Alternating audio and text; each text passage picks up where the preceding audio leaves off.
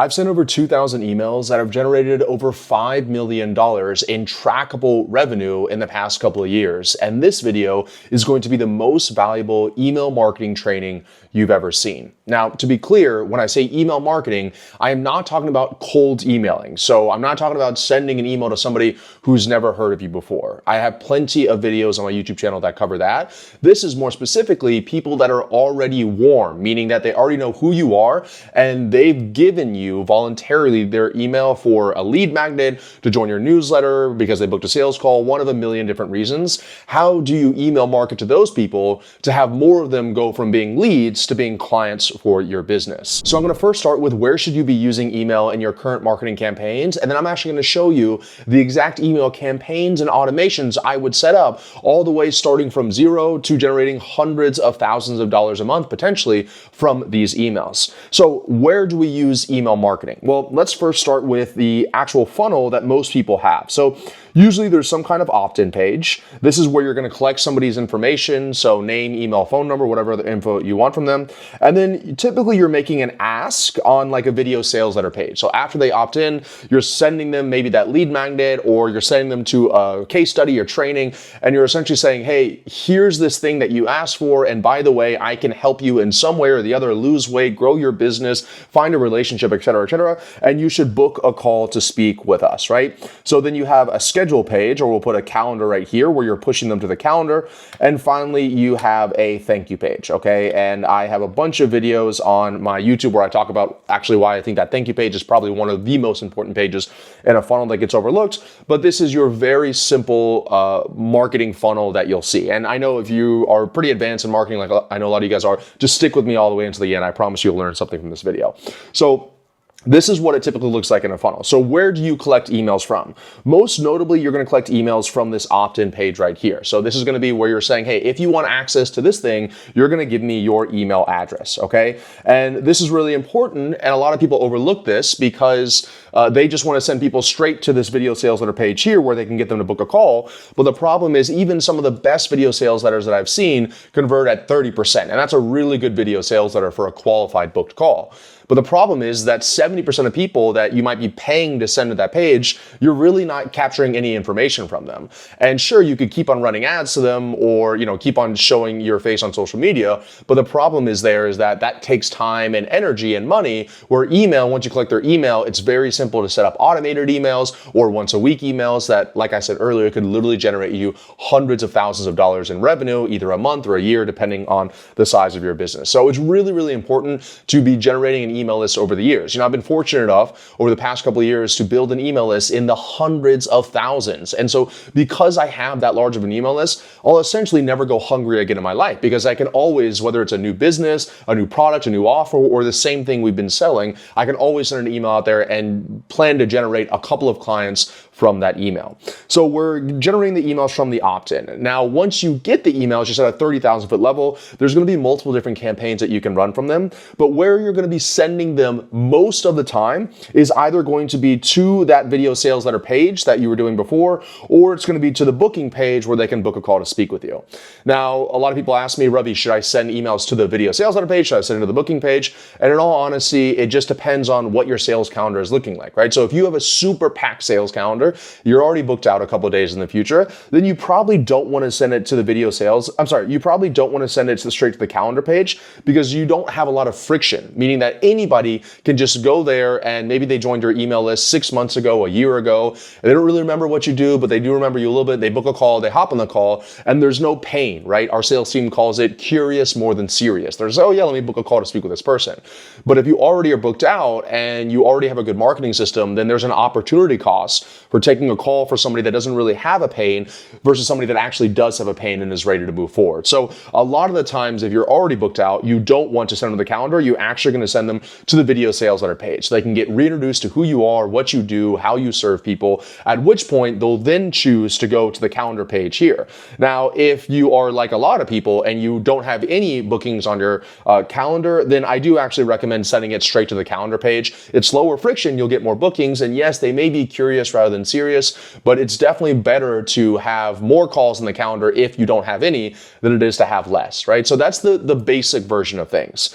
Now, the other kind of alternatives that you can do when you're really building up your email list, and as you get advanced later on, I'm going to talk about this as one of the strategies, is going to case studies, is going to separate sales pages with booking links below it, is going to YouTube videos, et cetera, et cetera. I'm going to cover all of that a little bit later, but this is just for the absolute beginning where you're starting. You typically have a sales funnel and you're typically collecting emails from that same sales funnel, and you're trying to get people to go back and book it because they dropped off because they weren't interested, they didn't believe you, their dog barked, their kid screamed, something happened, they left the page. And this is a free way through email, essentially virtually free way to get them back into your funnel and back to book a call to speak with your team. So now that we've covered basics of how you get emails and where you're sending those emails to, let's start with the first type of email campaign or email sequence that I think you should have.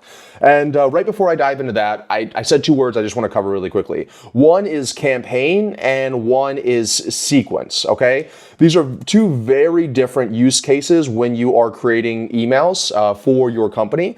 Email campaigns are typically what are known as ad hoc, meaning that they are, you're sending them randomly. So you're sending them 2 days a week, 3 days a week, once every 2 weeks. You're doing it based on, something that just happened recently. You need to fill the calendar, and so you're just sending these email blasts out there. A sequence is going to be automated, right? So it follows a specific schedule, meaning it's an if this or that sequence. So if somebody opted into our funnel, then send them these emails. If somebody booked a call, then send them these emails, right? So the benefits of sequences is it's all totally automated. So you don't have to think about it. As soon as somebody opts into one of our funnels and gets a lead magnet, I know that we're going to be sending them a couple emails in the next couple of days. So even if I, for example, right now I'm on vacation, even if I didn't even see that lead come in and I didn't even try to reach out to them at all, I know that they're at least getting emails come in. The nice thing about email campaigns is that it can be a little bit more relevant to them. If there's something going on in the industry right now that everybody's talking about, so then I can send them an email through that email campaign, and that way they know like, oh, this is more relevant, and this person's sending this email right now. The other benefit of email campaigns is that, in an email sequence, you're probably not going to have somebody in a sequence for longer than 7 days or 14 days, maybe absolute max is 30 days. And if you've had your business or plan on having your business for a couple of years, then you need to make sure that you're keeping up with those people through once a week, 2 times a week, whatever frequency you decide. And that's going to be through email campaigns. Okay. So the first thing I actually recommend that everybody do, because my company is called Scaling with Systems, so I'm a big systems guy, is actually to start with sequences, and one specific sequence. Because, if you're just starting out and you, are already going to be the salesperson, the marketer, the client success manager, operations, bookkeeper, finance, everything, then you want to try to make your job as easy as possible, aka you want to try to automate some of the things so that if you forget to do things, you don't have to. So the first thing I always recommend everybody start with is going to be a sequence, and more specifically, I call it the new subscriber sequence. Now, I call it the new subscriber sequence because it's essentially when somebody subscribes to your email list for the first time, you want to warm them up. You want to introduce them to you, who you are, what you do, how you help people, your unique method, et cetera, et cetera. I think a big mistake a lot of people do is that they'll collect somebody's email from this email funnel or from this marketing funnel we talked about earlier, and then they'll directly say, hey, book a call. Don't forget, you forgot to book a call, book a call, book a call. And that can work. There's no doubt that we do get book calls from saying, hey, did you forget to book a call? And they book a call. But most of the time, they didn't book the call because they just don't trust you. They don't know who you are. They saw an ad. They watched one YouTube video. They gave you their email, but they're not really warmed up enough to book a call to speak with you. So instead of sending them the same thing that they just said no to, let's take a second to get to know them. Let's take a second to date them a little bit. Let's take a second to explain who we are and get closer to that 7 hours of content that Google has said that we need to turn a stranger into a buyer. And so some of that content, some of those hours can be through email. It's a really great way, especially automated emails. So instead of directly trying to marry them right away, what we can do is warm them up to who we are. So I typically do this through a 3 to 5 day email sequence. So somebody opts in, they give us their email. We're going to break this down into multiple emails, right? So I'll just draw 3 here to make it very simple.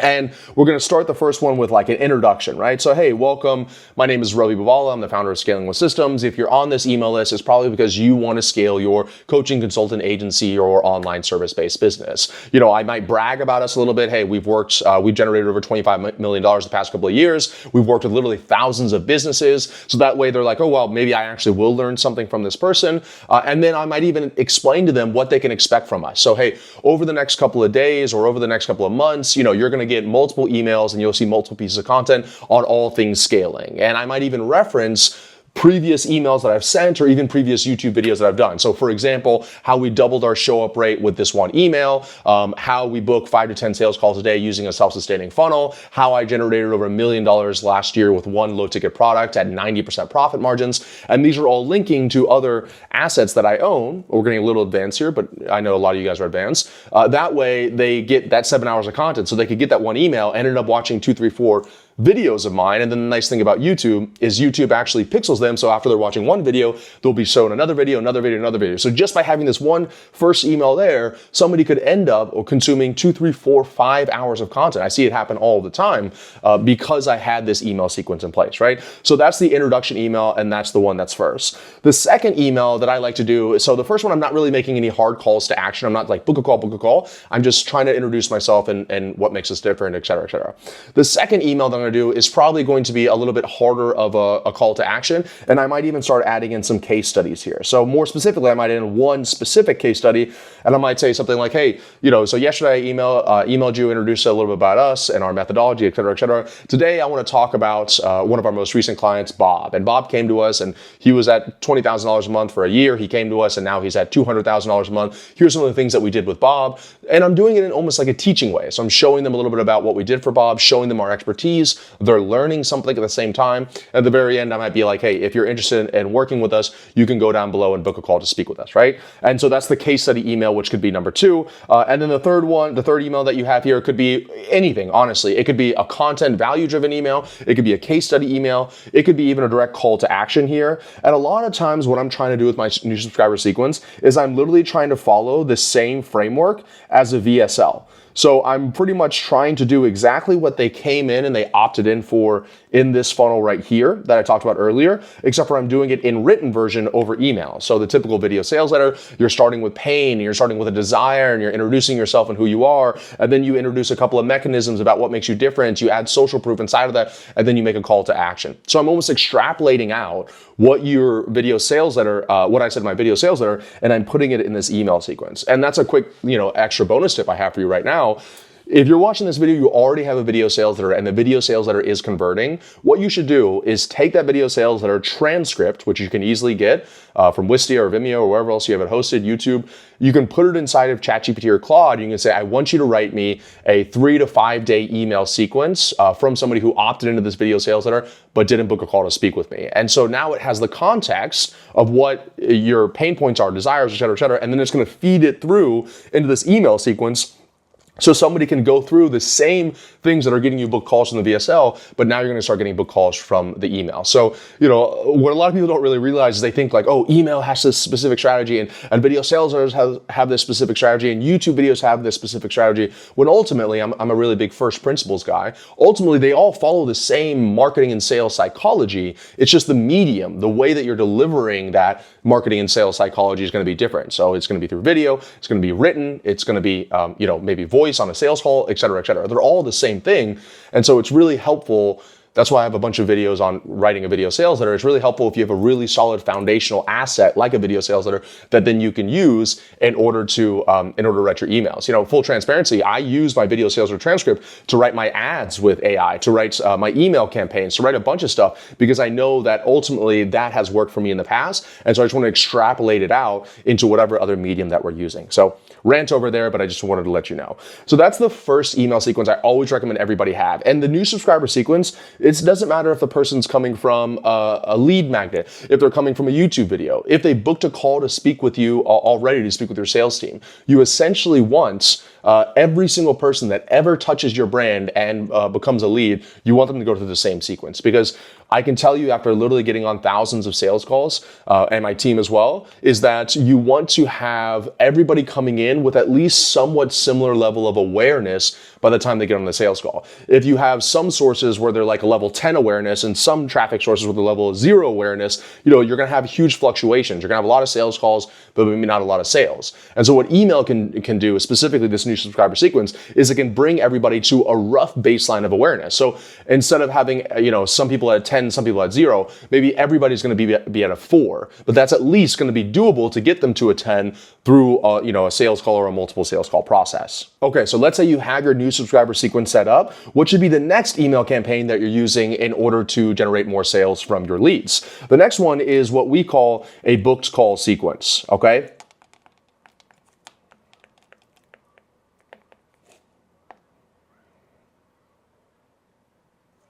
And a book call sequence is exactly that. It's when somebody books a call to speak with you, you want to send them a different set of emails because, getting a new subscriber sequence, like we talked about earlier, that levels of awareness, going from a 0 to a 4, well, that's really good. But now that they're a 4 and they're booking a call, we want to try to get them as close to a 10 as possible. Because the way I like to describe it to my clients is, let's go back here. This is a 0. And this is a 10 on a level of awareness / interest to work with you. Well, 10 is essentially if somebody's getting on a call with you and they're a level 10, they're going to close on that first call. They're excited to work with you, and they aren't going to have a lot of questions, aren't going to have a lot of objections. They're going to pay in full. They're going to show up. They're going to close high, et cetera, et cetera. And so we really want to do on marketing is we want to try to bring them as close to that level 10 as humanly possible so that by the time the sales team gets on the call, it's going to be way easier for them to close the call. And I know a lot of people are like, well, I want my sales team to be good and earn their commission and blah, blah, blah. That's fantastic, but in reality, sales is one of the most unleveraged thing that you have in your business, meaning that one person has to talk to another person and they have to get an outcome out of that one call, and it's a one-to-one. So 1 unit of input, 1 hour at a time, and hopefully 1 output, which is going to be 1 sale. But really what it is typically 10 inputs, so 10 sales calls for maybe 2 outputs, 2 closed deals, maybe even 1 if you're not good at sales. So it's not a very leveraged activity. And so as much as you want sales team to be better, blah, blah, blah, what you really should be doing is focused on trying to implement as much leverage stuff as possible. So email marketing or just marketing in general can be very, very leveraged. So you could run 1 ad and reach 1 million people. You could send 1 email sequence, a new subscriber sequence, and get 100,000 people from 0 to 4 over the year. You could make 1 YouTube video and 5,000 people watch it, and that takes them from, a 2 to a 6, right? So these are all things where it's like 1 unit of input and thousands of people can get an output out of it. You can get thousands of outputs. So that's why we like to have specific sequences and emails specifically, because it doesn't really cost us anything to get them closer and closer to that 10 before the sales call. So let's say, like I said before, the new subscriber sequence is going to take them, let's say, from a 0 to a 4, right? Well, then the booked call sequence, we'll just say BCS, could take them from a 4 to maybe even an 8 over here, right?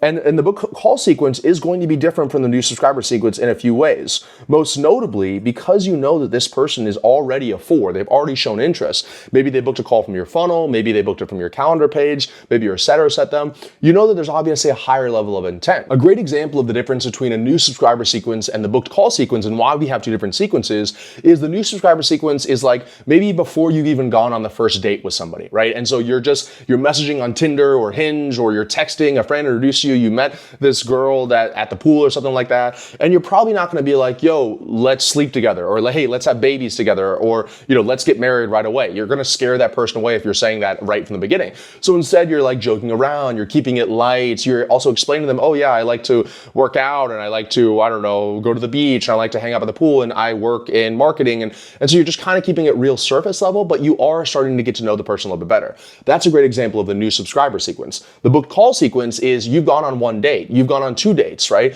And so now you're on this date, or you have a scheduled date going, and now you can get a little bit more serious. You can talk about some of the more intimate stuff because this person has shown that they're interested in you, right? They haven't blown you off. They haven't just like texted you a couple of times and then never messaged you again, or they text once every 6 months back to you, right? I'm all speaking from personal experience. Now I'm engaged, but I think you're a great guy. You know exactly what I'm talking about here. And so this person's like, okay, now that you know that this person has higher intents, you can be more direct with your messages. So for example, in the book call sequence, instead of saying, hey, here's who I am and here's what I do, we might be just trying to be like, hey, here's our unique methodology. Hey, here's what it's like to work with us. Here's some more case studies and examples of people that have worked with us in the past. You could even be trying to say pre-handle objections is another great thing that you can do in the book call sequence. So for example, for one of our clients, he helps kids get into colleges and play baseball and eventually go professional. And so one of the biggest issues that we had previously, or two of the biggest issues we've had with their campaigns and their marketing system is, number one, a lot of times it's either parents getting on the sales call without their kids or kids getting on the sales call without their parents. And number two, if the parents do get on the sales call, their biggest objection is, I don't know if this kid's going to actually do the work that they said they're going to work that I'm paying for here. So in our emails, we can be trying to pre-handle some of those objections. So for example, once they book a call to speak with us, one of the first emails could be like, hey, it's really important that both the kid and the adults are going to show up this email or show up to this sales call. Just respond back with the word yes if you know that both of you guys are going to show up, right? So that could be a super simple first email, but at least that's going to have us establish a baseline of, okay, it's important for us to be there. They responded back yes. And so now you're pre-handling that objection of you getting on a sales call, going all the way to the end, and then them saying, oh, let me talk to my kid, or the kid's like, let me talk to my parents. Another great example in that same scenario there would be,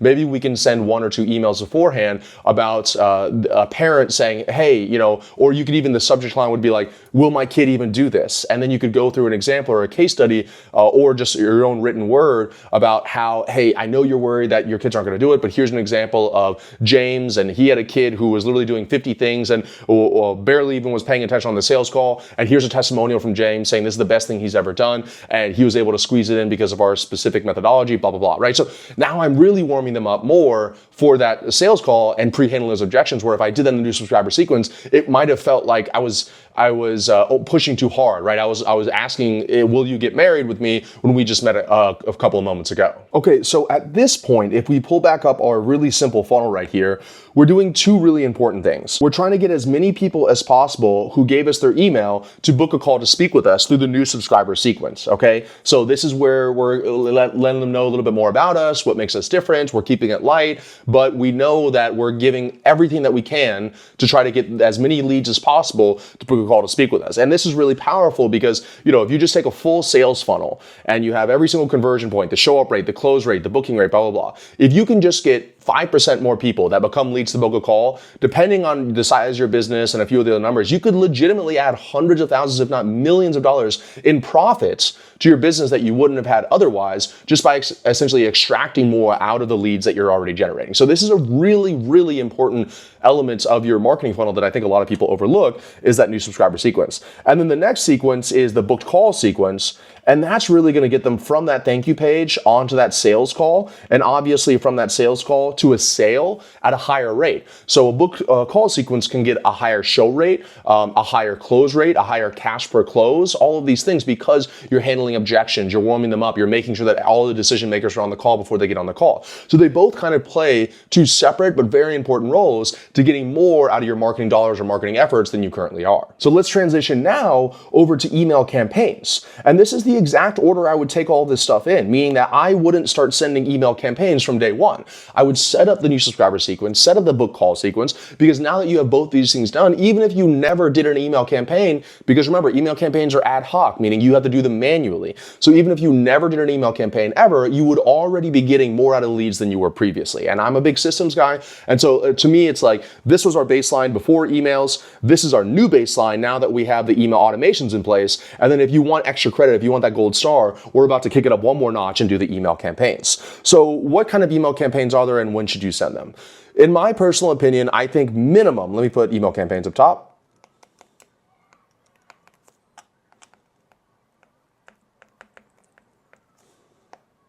In my personal opinion, you should be sending email campaigns at the very bare minimum 2 times a week, okay? And that's because if somebody doesn't see you at least once a day, they've already forgotten who you are. But I know that asking people to send, 1 email a day is probably a little overwhelming, especially when you're getting started. So sending emails 2 times a week is perfect. And even the most advanced marketers I know, they're sending emails 1 time a week because they have some fear that if they send too many emails, they're gonna get a lot of unsubscribers, et cetera, which we've tested this, not only with us and our clients, but the only time you start to see a higher higher unsubscribe rate than previously was whenever we started getting above 1 email a day. So above 7 emails a week, okay? So you can actually send as much as 1 email every single day, and at least for us and for most of our clients, not see a lower a higher unsubscribe rate essentially, or at least not a noticeable difference, a significant difference in the unsubscribe rate. And we have seen more emails leading to more calls and sales for the business. So at the very bare minimum, you want it 2 times a week. What we like to do typically is, I know this sounds a little bit funny, but what we'll typically do is we'll typically do Monday. I'll actually put it right here. Monday, and we'll actually do it on Thursday. The reason we do these 2 days of the week is because most of the time, historically, all of our sales calls, the majority of our sales calls are earlier in the week. And so like on Thursday or Friday, people aren't really booking sales calls for Saturday and Sunday. So all of those calls get booked further early the next week. And so when we send one on Monday, we're actually typically trying to fill the calendar for the end of the week where it might be a little bit scarce. And then when it's the end of the week on Thursday, we're trying to get the people that are going to book for Monday of the following week. And we're trying to get them a little bit earlier than somebody through paid advertising who might, if they don't show up the next day, they're not going to show up at all, right? So that's the 2 days that we found that work really well for a lot of our clients. You can obviously play around with it as well. The second thing is, what do you send in these email campaigns? Well, let me tell you what not to do. What you shouldn't do in these email campaigns, especially if you're sending like, let's say 3, 4, 5, 6 a week, is you shouldn't be sending literally a call to action every single email. You shouldn't be like, book a call, book a call, book a call, book a call, book a. You're going to get a high unsubscribe rate and you're going to see a really low. At that point, you might as well just send 1 email a week saying book a call and not worry about anything else. So the first thing that we do is we will send call to action emails, and we try to do this anywhere from 20 to 30% of the time. But the next thing that we're going to do is we're going to send, I'll give you a few examples of what we do. We send YouTube videos. So YouTube videos is a really great way to get somebody to send them an email, to let them know that we're alive, to remind them who we are, but it's a pure value-based email. We say, hey, come check out this YouTube video we just posted. We send them over to YouTube. And then, I've talked about this already, but now that they're on YouTube, they might watch that video, which is pretty much a video sales letter. There's multiple calls to action in it. There's calls to action in the description. Then YouTube will pixel them. They'll show them 3 or 4 or 5 additional videos next to that, right? So just sending them to YouTube could still be a booked call for us. And that happens a lot of times. Another great example of an email to send is going to be a case study. So if you have a new client that just crushed it with you and they're doing a really great job, you could kind of teach them something, and you could do a more subtle call to action here, which is like at the very bottom, and you'd be like, hey, if you want to learn a little bit more about what we did with Bob and see if we can help you, book a call to speak with us. But the whole email isn't about a sales pitch to work with us. It's more about what Bob did in order to see the success. Another really great email campaign that I actually don't see a lot of people talking about is going to be what I call asset-specific emails. And this is going to be emails that you're literally creating a separate video and a separate landing page for, specific. So, a really great example, I had an email back in the day that I created that was actually one of the highest generating emails for our company. And I called it the true cost. And it's essentially, I created this Google document and this video where I broke down, hey, you're on my email list. You've been following us for a while. You haven't worked with us. Well, let's say you're afraid to invest $5,000 in your business. Well, let me show you what the other options you could do with $5,000 are. And I talk about you could, do nothing with the $5,000. You could invest it into the S&P 500, or you can invest it into an agency, or you could invest it in with us. And I kind of break down what the differences on all those things. And I'm pretty much creating almost like a separate video sales letter just for that one objection that I know that we have, like, oh, I could do other things with this money. And we got a bunch of book calls and a bunch of sales for that. And our sales team still use that asset even later on. And that was literally just a one sales page with a video on it and a button below it. And we do the same thing with our clients. We'll literally create specific objection handling videos that we can blast out. And yes, it takes a little bit more work because you're essentially creating like a little sales funnel and sending the email at the same time. But that little bit of leverage could bring you an extra 20, 30, 40, 50% more emails than you would have gotten previously. More booked calls than you've gotten previously, thus making it worth your time. And the final type of email campaigns that we'll send is called one-time offers. And this is going to be, maybe once a quarter or something like that. You offer something that insane that you've never offered before. So for example, we did this in quarter 1, we did this in quarter 4 of last year. We offered that the new clients who enrolled during this 1 week period, they would get a ticket to our in-person mastermind in Miami at the end of January. And because we did that, we got a bunch of new sales. One of the best weeks last year was when we did that one-time offer. And yes, there was a cost. It's about $500 a head per person for my masterminds that I host. But these are people that have been sitting on the fence for a while, and and they needed a reason to move forward, but they hadn't moved forward yet. And so I essentially saw it as free money for the business. And if I had to pay an extra $500, I was willing to do it. But we made quite a bit more money from that email than obviously that I paid out in that $500. So one-time offers is a really great way, a really leveraged way at the, let's say, end of a quarter, end of a month, something like that, for you to really squeeze the extra juice out of people that really want to work with you. They've thought about it for a while. Maybe they've gone on multiple sales calls and they've never pulled the trigger. And so now they just need that little poke, that little shove off the edge for them to say, you know what, now I'm going to pull the trigger, because now it makes so much more sense because there's a special that they're running right now. And let me finish this video training with a few best practices when it comes to email marketing. Okay, first and foremost, white space is your best friend. Okay, so I hate to see this, but I see this all the time whenever I'm getting emails from other people. If you have paragraphs and chunks and chunks of text, nobody's reading that. People actually, when you look at the science on it, people actually don't read like word for word. A lot of times what people will do is they'll skim and they'll take the first little bit of the sentence and the last little bit of the sentence, and they'll use contextual clues to figure out what the sentence was about. But if you have blocks and blocks of paragraphs, then they're not going to be able to do that, and they're just going to skip and they're not going to read your email. So literally one sentence per paragraph in your email, you'll have a way higher read rate, which is going to lead to a higher click-through rate, which is going to lead to obviously a higher booking rate and a higher sales rate. The second thing you want to make sure you pay attention to is deliverability, okay? It's really funny. There's a bunch of different email softwares out there. You know, there's ActiveCampaign, there's HubSpot, there's Go High Level, there's Infusionsoft, there's a million different ones. I'm not going to tell you what's good or bad because I think they all do the same thing. The most important thing you want to do, especially if you're sending a higher volume of emails, is get like a dedicated IP for your email domain. So that way, whenever you're sending emails, if let's say I'm on the same IP as, I don't know, somebody that's spamming their email list all the time, well, it might actually start sending me into spam, my emails, even though my people aren't sending me into spam, because I share the same IP address as the other person. So spending time, energy, and effort to understand what affects email deliverability, how to increase yours, how to keep yourself off the spam list, how to keep your emails outside of spam, what the rules that Google looks for, et cetera, et cetera. Even running a test once a quarter, which is what we do, where we call it a virgin email address, so a brand new email address on Gmail, because that's the most stringent email requirements. And then we'll send an email from our email campaign to that email address, and we'll see, does it show up in inbox, promotions, et cetera, et cetera. And then we'll work backwards to try to make sure we get it in the inbox. Because if you can just get 10% more emails in the inbox, huge impact on your business for the whole year.